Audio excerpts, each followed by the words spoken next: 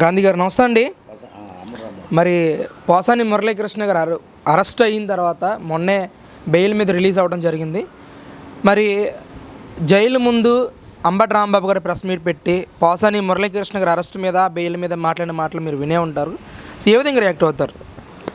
అందరికీ నమస్కారం.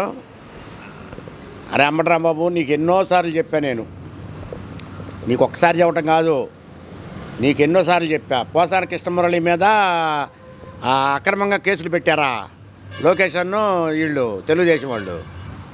అసలు నువ్వేం మాట్లాడుతున్నావు బాబు? నువ్వు దేనికి మాట్లాడుతున్నావు? నువ్వు ప్రెస్ మీట్లు ఎందుకు పెడుతున్నావు? నువ్వు ఒక్కడైనా నీకు సిగ్గు, శరం, శీవు, నెత్తురు, మంచి మానవత్వం ఉందా? మానవత్వం కలిగిన మాటలే మాట్లాడుతున్నావు నువ్వు. కృష్ణమురళి ఏం మాట్లాడలేదా? చెప్పు, ఏం మాట్లాడలేదా?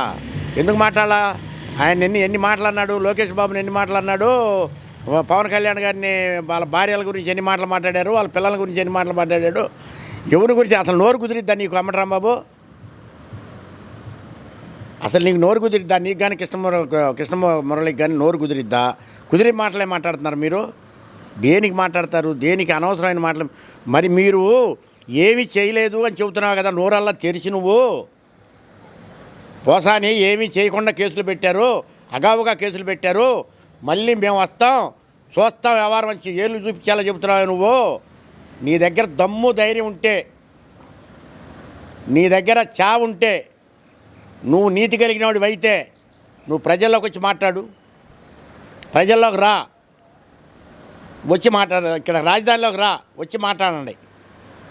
అంతేగాని నువ్వు ఎక్కడో ఉండి నలుగురు ముగ్గురిని పక్కనేసుకొని మాట్లాడతాం కాదు. పనికి మాలిన దద్దమ్మల్లారా.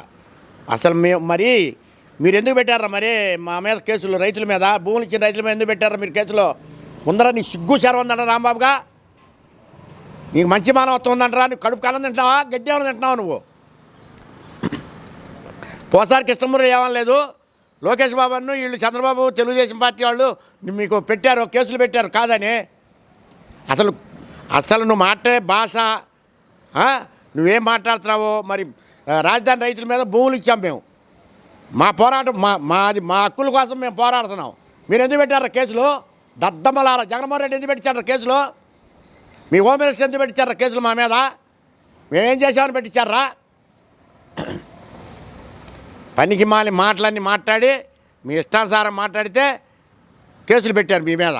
అంతే తప్ప చంద్రబాబు నాయుడు ఎప్పుడు లా అండ్ ఆర్డర్ తప్పించి మాత్రం ఏమి చేయడం గుర్తుపెట్టుకోండి మీరు. అంటే పోసాని మురళీకృష్ణ హాస్య నటుడు కాబట్టి కొంచెం వ్యంగ్యంగా మాట్లాడారు, దానికే 18 కేసులు పెట్టి అరెస్ట్ చేస్తారా మీరు అని చెప్పేసి కూడా నేను ప్రశ్నిస్తూ ఉన్నాడు. అసలు మనిషివేనంట నువ్వు? హాస్య నటుడు అయితే హాస్యంగా మాట్లాడతారా?